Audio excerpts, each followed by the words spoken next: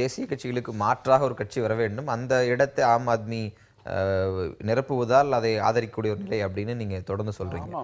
ஆனால் மாற்று அப்படிங்கிறதுக்கான நாம்ஸ் அதுல 100% ஆம் ஆத்மி பொருந்துது அப்படின்னு உங்களால சொல்ல முடியுமா? அப்படி சொல்ல முடியாது. ஒரு காலகட்டத்தை நம்ம விடணும். ஒரு பிள்ளை இளமையிலே வந்துட்டு முரட்டுத்தனமாக இருக்குது, அது பின்னாடி ரவுடி ஆகிடும்னு இன்றைக்கி சொல்லக்கூடாது. அது வளர விடணும். அதற்கான சூழலை உருவாக்க வேண்டும். ஆம் ஆத்மியால் இந்த நாட்டினுடைய ஊழலை ஒழிக்க முடியுமா என்றால் 100 விழுக்காடு நான் சொல்வேன், முடியாது. ஆனால் அவர்களுக்கு ஆதரவளித்த அந்த மக்கள் அவர்களோடு சேர்ந்து போராடி அந்த உணர்வு தேச அளவில் பெரிதாகி எல்லா மாநில மக்களையும் அது ஈர்த்து ஒரு பெரும் சக்தியாக அது உருவாகும் பொழுது அது சாத்தியம். அல்ல, இந்த இடத்துல என்னுடைய கேள்வி மீண்டும் பானுகம் சொன்னது போன்ற ஒரு டிபிக்கல் அரசியல்வாதி அப்படின்ற வார்த்தையை அவங்க பயன்படுத்தினாங்க. நேற்றைக்கு அவர் சார்பாக பேட்டியளித்திருக்கிற யோகேந்திர யாதவனுடைய பேட்டியிலிருந்து அவங்களுக்கான விளக்கத்தோடு என்னோட கேள்வி முன்வைக்கலாம்னு நினைக்கிறேன். பிரதமர் வேட்பாளராக மோடி ராகுலை விட ஒரு சிறந்த நபரை நாடு தேர்ந்தெடுக்க வேண்டும்னு அவர் சொல்றார். அப்ப நீங்க அரவிந்த் கெஜ்ரிவாலை முன்வைப்பீங்களா அப்படின்னு செய்தியாளர்கள் கேட்கும்போது அவர் வர வேண்டும் என்பது எனது கனவு அப்படின்னு சொல்றாரு. இதுவும் இந்த டிபிக்கல் அரசியல்வாதிகள், அரசியல் கட்சியின் நிபுணர்கள் பேசக்கூடிய ஒரு பேச்சாகத்தான் பார்க்கப்படுது. அப்ப ஆம் ஆத்மி ஊழல் அப்படிங்கிற ஒரு விஷயத்துக்காக மட்டுமே ஆம் ஆத்மி ஆதரிக்க வேண்டும் நீங்க வைக்கக்கூடிய அந்த வாதத்திற்கான ஜஸ்டிஃபிகேஷன் என்ன? அதாவது ஊழல் அப்படின்றது இந்த இந்தியாவினுடைய வளர்ச்சிக்கும் இந்த நாட்டில் நிறைவேற்றப்பட வேண்டிய பல்வேறு திட்டங்களும் சீர்குலைந்து போனதற்கு உதாரணத்துக்கு நான் சொல்றேன். ஒவ்வொரு ஆண்டும் இந்த இரிகேஷனுக்காக ஒதுக்கப்பட்ட பணத்தினால் இரிகேஷன் இந்தியாவினுடைய இரிகேட்டட் லேண்ட் இந்த பாசன பரப்புக்கு எந்த விதமான பயனும் ஏற்படவில்லை என்று அரசு, மத்திய அரசினுடைய ஆதரவு பெற்ற ஒரு பல்கலைக்கழகமே சொல்லக்கூடிய நிலையில் இந்த நாடு இருக்கிறது. அதாவது நம்ம எடுத்து கோடிக்கணக்கில் கொட்டினாலும் சில்லறை கூட கீழே சென்று சேரவில்லை என்கின்றது காஷ்மீரிலிருந்து கன்னியாகுமரி வரை நிஜம்.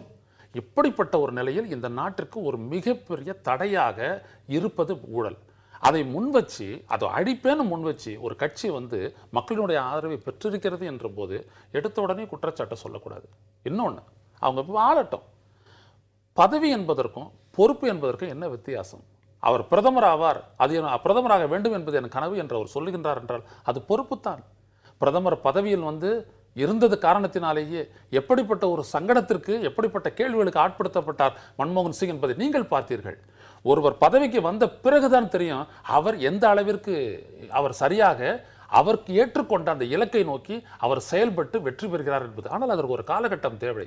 அவர்கள் சொன்னார்கள், அந்த ராபர்ட் வதேரா ஊழல் உட்பட பல்வேறு ஊழல்களை சொன்னார்கள். நான் மாறுபடவில்லை. நான் என்ன சொல்கின்றேன் என்றால், இருக்கக்கூடிய புறையோடி போன ஊழல் கட்சிகளை, ஒரு ஊழலை அடிப்படையாக கொண்டிருக்கக்கூடிய ஒரு ஆளுமையை, நிர்வாகத்தை கட்டி காக்கக்கூடிய கட்சிகளுக்கிடையே ஒன்று புதிதாக வர வேண்டுமே, வரட்டுமே என்கிறது மக்கள் வெளிப்படுத்திய உணர்வு. இந்த உணர்வை நான் ஆதரிக்கின்றேன். மற்றபடி நான் ஆம் ஆத்மி கட்சி அல்ல. ஆனால் பொறுத்திருந்து பார்க்க வேண்டிய ஒரு நிலை மக்களுக்கு இருக்கின்றது, பொறுப்பு இருக்கின்றது. அப்படி நானும் பார்ப்பேன் என்பதைத்தான் நான் சொல்கின்றேன். யாரையும் நாம் என்ன சொல்லுவாங்களே, இந்த தீயில நடந்து தங்களை நிரூபிக்கணும் அப்படின்னு, அந்த சீதா பரீட்சைக்கு தயவு செய்து எடுத்த உடனே உட்படுத்தி விடாதீர்கள் என்பதுதான் எனது அடையாள அரசியல். ஐடென்டிட்டி பாலிடிக்ஸ்க்கு மாற்றாக இவர்கள் பல்வேறு கொள்கைகளை முன்வைக்கிறாங்க அப்படின்றது இவர்களுடைய பாசிட்டிவ் பாயிண்டா பார்க்கப்படுது. ஆனால் இவர்கள் பேசக்கூடியது எல்லாமே இந்த கிராஸ் ரூட் கரப்ஷன், ஒரு பியூன் வாங்கக்கூடிய லஞ்சத்தில் ஆரம்பிச்சு ஒரு மேனேஜர் வாங்கக்கூடிய லஞ்சத்தோடு அது முடிந்துருது. இதை தாண்டிய கார்பரேட்டினுடைய சப்போர்ட் நடக்கக்கூடிய ஊழல்களுக்கோ, அதை தாண்டி நடக்கக்கூடிய பெரிய ஊழல்களுக்கோ இவர்கள் எதிர்ப்பதில்லைங்கிற வாதம் முன்வைக்கப்படுது. இந்த நிலைப்பாட்டு எடுத்திருக்கிறவர்கள் தேசிய அரசியலுக்கு நுழைவது எந்த அளவுக்கு சரியானதாக இருக்கும்னு நினைக்கிறீங்க? இல்லை, அதாவது கொள்கைகள்னு சொன்னீங்க. ஆம் ஆத்மி பார்ட்டியினுடைய கொள்கை என்ன? ஏதாவது ஒரு விஷயத்தில் அவங்களுடைய கொள்கை யாருக்காவது தெரியுமா?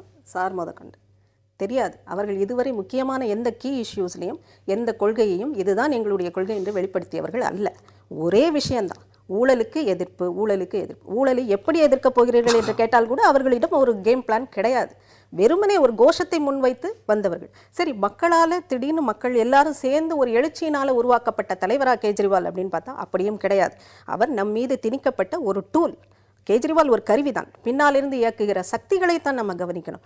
திடீரென்று இந்தியா போன்ற ஒரு நாட்டில், ஊழலில் ஊறித்திளைக்கிற ஒரு நாட்டில், ஆளும் கட்சிக்கும் எதிர்கட்சிக்கும் எதிராக ஒரு சக்தி திடீரென்று ஒரு கட்சியை ஆரம்பித்து மக்கள் சப்போர்ட்டோடு மேலே வந்துட்டாங்க அப்படின்னா அதற்கு பின்னால பிற சக்திகள் இல்லாமல் முடியாதுங்கிறது எல்லாருக்கும் தெரிந்த விஷயம். ஆனால் மக்கள் யோசிக்க வேண்டியது ஒன்று, கண்ணு முன்னால் தெரியறது மட்டும் இல்லை, இதன் பின்னணியை ஆராய வேண்டும். மக்கள் சிந்திக்க ஆரம்பிக்க வேண்டும். எதை பற்றி சிந்திக்கணும்? கேஜ்ரிவால் ஐஆர்எஸ்ல ஒரு ஆஃபீஸராக இருந்தார், அப்படி ஐஆர்எஸ் ஆஃபீஸர் இருந்தார். எத்தனை வருடங்கள் அவர் பணியாற்றினார், நிர்வாகம் குறித்து அவருக்கு எந்த அளவு தெரியும் அப்படின்னு பார்த்தோன்னா 95ல் ஜாயின் பண்ணுறார், 2000ல் பெய்ட் லீவில் போயிடுறார். 5 வருஷம் தான் வேலை பார்க்குறார். 2000லேருந்து 2003 வரை பெய்ட் லீவில் தான் இருக்கார். திரும்ப வரார், 18 மாதம் வேலை பார்க்கிறார், திரும்பவும் அன்பெய்ட் லீவில் போயிடுறார். ஆக அவர் வேலை பார்த்த அவருடைய அனுபவமே வெறும் 7 வருடங்களுக்கும் மிக குறைவானது தான். இது ஒரு பக்கம். டெல்லியிலேயே அவர் அவருடைய பணிக்காலம் முழுக்க இருந்திருக்கிறார். எதனால் இருந்தார்? ஒரு சாதாரண ஒரு ஸ்மால் டைம் ஐஆர்எஸ் ஆஃபீஸர். ஆனால் டெல்லியிலேயே இருக்க வேண்டிய அவசியம் என்ன அப்படின்னா, நேஷனல் அட்வைசரி கவுன்சில் சேர்பர்சனாக இருக்கிற சோனியா காந்தி கைப்பட ஒரு ரெக்கமெண்டேஷன் லெட்டர் எழுதுறாங்க, அவரை மாற்றாதீர்கள் டெல்லியை விட்டு. இந்த நேஷனல் அட்வைசரி கவுன்சிலில் இன்றைக்கு கெஜ்ரிவாலை சுற்றி இருக்கிற முக்கியமான ஆளுமைகளில் ஒருவரான அருணா ராய் அதில் ஒரு member, Yogendra Yadav national advisory கவுன்சிலில் ஒரு மெம்பர். இவர்கள் இருவரையும் ஹேண்ட்பிக் பண்ணி அப்பாயிண்ட் பண்ணினது சோனியா காந்தி. அப்போ இவருடைய பின்புலம் என்ன கேள்விக்குறியாகிறதா இல்லையா? இதை கேட்டவர் சாதாரண மக்கள் இல்லை, எதிர்க்கட்சி அல்ல. கபில் சிபல் சொன்ன திக்விஜய் சொன்ன ஒரு முக்கியமான விஷயம், அவர் கட்சியிலிருந்து காங்கிரஸிலிருந்து இந்த கேள்வி எழுப்பினார்கள். இன்று வரை இதற்கான பதில் கேஜ்ரிவாலிடமிருந்து இல்லை. ஆக கேஜ்ரிவாலை பின்னிருந்து இயக்குகிற சக்திகள் என்ன அப்படின்னு பார்த்தோம்னா, இன்னைக்கு மாவோயிஸ்ட் லீனிங் உள்ள முக்கியமான ஆளுமைகள் எல்லாம் கேஜ்ரிவாலை சுற்றி இருக்கிறார்கள். இவர் பாகிஸ்தான்லேருந்து ஃபண்டு வந்ததுன்னு சொல்கிறாங்க, எல்லா அரப் கண்ட்ரீஸ்லேருந்தும் ஆம் ஆத்மி பார்ட்டிக்கு ஃபண்டு கலெக்ட் பண்ணு. என்ன சோர்சஸ், எங்கிருந்து வருகிறது, இதற்கான முக்கியமான எதுவுமே இல்லை. ஆனால் காங்கிரஸ் கட்சி மிக மோசமான ஒரு டேஞ்சரஸான ஒரு பொலிட்டிக்கல் கேமை ப்ளே பண்ணிகிட்டு இருக்காங்கன்னு தான் நான் பார்க்குறேன். ஏன் அப்படின்னு பார்த்தீங்கன்னா, இன்றைக்கி காங்கிரஸ்க்கு நன்றாக தெரியும் தன்னால் வர்ற லோக்சபா எலெக்ஷனில் ஜெயிக்க முடியாது. அவர்கள் ஜெயிப்பை நோக்கி, ஒரு வெற்றியை நோக்கி அவர்களுடைய பயணம் இல்லை. மோடி வருவதை எப்படியாவது தடுத்து நிறுத்த வேண்டும். இந்த கொள்கையில் ரெண்டு சக்திகள் மீட் பண்ணுகின்றன. ஒன்று கம்யூனிஸ்ட் பார்ட்டிஸ், இன்னொன்று காங்கிரஸ். இவர்கள் 2 பேரால் கட்டியமைக்கப்படுகிற ஒரு டூல் தான் கேஜ்ரிவால். அப்படித்தான் அவருடைய பின்னணியும் அவருடைய செயல்பாடுகளும் தெரிகிறது. உங்களுடைய இறுதி கருத்து? ஆமாம், அவங்க சொன்ன பல்வேறுபட்ட விஷயங்கள் எல்லாமே பார்த்தீங்க அப்படின்னா நிரூபிக்கப்படணும். இப்போ ஒரு உதாரணத்துக்கு நான் சொல்ல வரேன், இவங்களை இயக்கக்கூடிய சக்திகளை எல்லாம் பார்க்கணும். நான் ஒரு குறிப்பிட்ட இதுக்குப்பட்டு நான் மறுப்பு சொல்கிறேன். ஒரு கட்டத்தில் நீங்கள் மாவோயிஸ்ட் என்ன சொல்கிறீங்க, பயங்கரவாதி, தீவிரவாதி அப்படின்னு சொல்கிறீங்க. அவங்க ஒரு டெமோக்ராட்டிக் பாலிட்டி வரும்போது அவங்கள ஏன் எதிர்க்கிறீங்க? ஒரு பக்கத்தில் கார்பரேட் சப்போர்ட்ன்றீங்க, இன்னொரு பக்கத்தில் பாகிஸ்தான்லேருந்து பணம் வந்துச்சுன்றீங்க. அவங்க இந்த சைட்டில் வந்துட்டு 700 கோடி ரூபாய் தங்களுக்கு வந்தது எப்படின்றத சைட்டில் போட்டிருக்கிறாங்க. ஒரே அரசியல் கட்சி ஆம் ஆத்மி தான். அதை நம்ம 20 கோடி ரூபாய் 20 கோடி ரூபாய் 20 கோடி ரூபாய் போட்டிருக்காங்க. 19.82 கோடி வரைக்கும் நம்ம பார்த்துட்டு இங்கே பேசியிருக்கிறோம். அது ஒரு பெரிய விஷயம். அதுக்கு வருமான வரி விலக்கெல்லாம் கொடுக்கக்கூடிய அந்த இதெல்லாம் 80cc போட்டிருக்காங்க. நான் கேட்பது என்னவென்றால், இவரை காங்கிரஸ் தான் இயக்குகிறது என்றால் அது எதிர்காலத்தில் வெளிப்பட போகிறது. இன்றைக்கு இருக்கக்கூடிய சூழ்நிலையில் நீங்கள் இப்படிப்பட்ட ஒரு கேம் பிளான்லாம் வச்சுக்கிட்டு இந்த நாட்டு மக்களை ஏமாத்திட முடியாது. ஏன்னா எல்லா இடத்துலையுமே ஒரு கயிறு உண்டு. அப்படித்தான் பிஜேபிக்கு எதிராக, பிஜேபியினுடைய பலத்தை எதிராக இதை காங்கிரஸ் பின்னாடி இருந்து என்கரேஜ் பண்ணுச்சு அப்படின்னோம்னா, டெல்லியில் காங்கிரஸ் ஏன் இப்போ அடிபட்டு போச்சு? அப்போ நீங்கள் இதை தான் ஒன்று கவனிக்கணும். இந்த மாதிரி பல்வேறுபட்ட அரசியல் சூழல்கள் வந்துட்டு இந்த நாட்டில் ஏற்பட்டிருக்கு. மக்களினுடைய the will of the people express அப்படின்றது தான் voice of the taxpayer express அப்படின்ற ஓட்டுக்கும் வாக்குக்கு, நாம் சொல்லக்கூடிய வாக்குக்கும் இருக்கிற வித்தியாசம். இந்த ஜனநாயக நாட்டில் மக்களை ஓரளவிற்கு எல்லோரும் ஏமாற்றி கொண்டு தான் இருக்கின்றார்கள். ஆனால் இந்த மக்கள் தாங்கள் ஏமாற்றப்படக்கூடாது என்று நினைத்து ஒரு அரசியலை அவர்கள் வரவேற்றிருக்கின்றார்கள். இந்த அரசியல் வெற்றி பெறக்கூடிய அந்த சூழல் ஏற்படும் பொழுதுதான் அவர்கள் வெளிப்படுவார்கள். அதுவரை நாம் பொறுத்திருக்க வேண்டும் என்பதை மட்டும் நான் அடிப்படையாக. தேசிய அரசியல்ல நாடு முழுவதும் இருக்கக்கூடிய அரசியல் எடுத்துட்டு ஆன்டி எஸ்டாப்ளிஷ்மெண்ட், ஒரு ஆன்டி இன்கம்பன்சினால பலன் பெற்று புதிதாக துவங்கப்பட்ட கட்சியில் ஆட்சி அமைப்பது புதுசு கிடையாது. அது அசாம் கண பரிஷத்தை தொடங்கி தெலுங்கு தேசம் வரைக்கும் அதிமுகல இருந்து எல்லா கட்சிகளையும் நம்ம பார்த்துட்டோம்.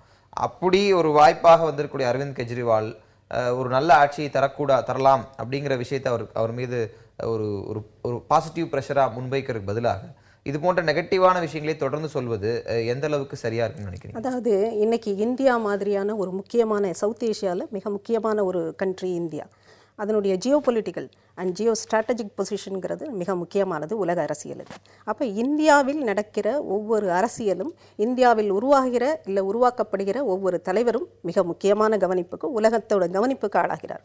ஆக இன்றைக்கு வார், செகண்ட் வேர்ல்டு வாருக்கு அப்புறம் வார் என்பது ஓப்பனாக வெப்பன்ஸ் வச்சு நடக்கிற வாரே இப்போ நடக்கிறது இல்லை, ப்ராக்சி வார்ஸ் தான் நடக்குது.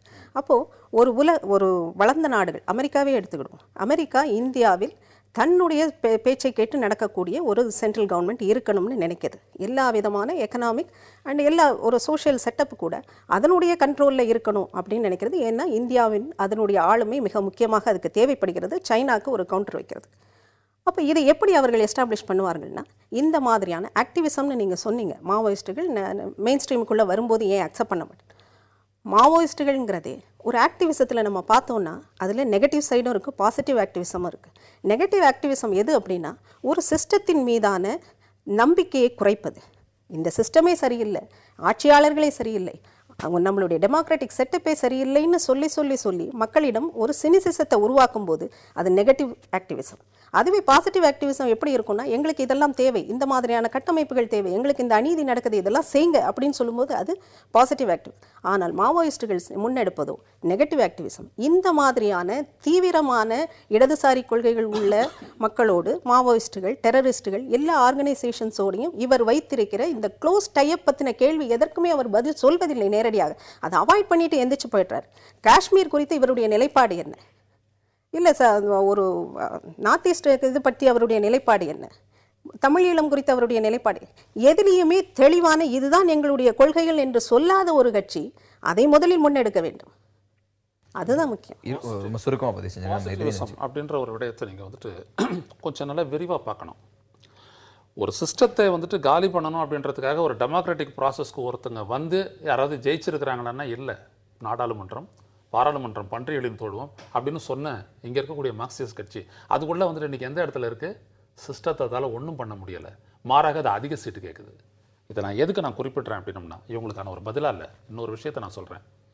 இந்த மக்கள் எதில் நம்பிக்கை கொண்டிருக்கின்றார்களோ அந்த நம்பிக்கையை உடைக்கக்கூடிய செயலை நாம் செய்யக்கூடிய அமைப்பிலிருந்து தான் செய்யப்படுது. அவங்கள நீங்கள் புறந்தள்ளிங்க, அவங்க மாவோயிஸ்ட் சார்பாக போனாங்க. தண்டகாரியத்தில் கையை வெட்டினீங்க, அவங்க மக்கள் மார்க்சிஸ்ட் சைடுக்கு போனாங்க. நீங்கள் சரியாக இருந்தீங்க அப்படின்னம்னா அது நடைபெறாது. ஒரு அமைப்பு என்பது ஒரு குடும்பம் போல. தலை நல்லா இருந்ததுன்னா எல்லாமே நல்லா இருக்கும், தலை பாடாயினா எல்லாமே பாடு. அப்படித்தான் இதையும் பார்க்க வேணும். தேசிய அரசியலுக்கு நுழையக்கூடிய ஆம் ஆத்மி கட்சி அடுத்த கட்டத்தில் என்ன செய்ய போகிறார்கள் என்பதும் இன்னும் சில மாதங்களில் தெரிந்துவிடும். நிகழ்ச்சியில் கலந்து கொண்டு கருத்தில் பகிர்ந்து நன்றி. மிக்க நன்றி.